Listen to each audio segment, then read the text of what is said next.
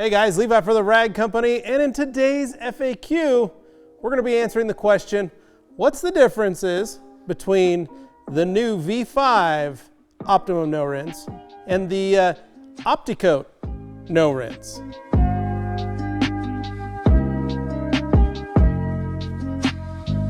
Well, this is a new formulation from the ground up with increased slickness and increased gloss and protection, and this version has an SiO2 in it. The V5 of Optimum No-Rinse has been completely redesigned from the ground up to include more slickness, more gloss, and everything that you know and love about ONR. It's just better than anything that has ever come before it. That being said, Dr. G came out with another product a few years ago, and that is the Opti-Coat NoRinse.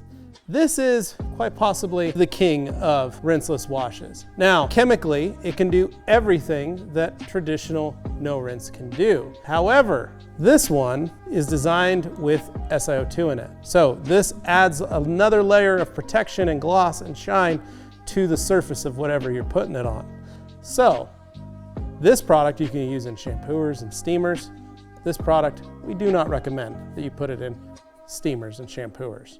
But if you want to make a glass cleaner out of it, if you want to use it for light interior wipe downs, you're more than welcome to.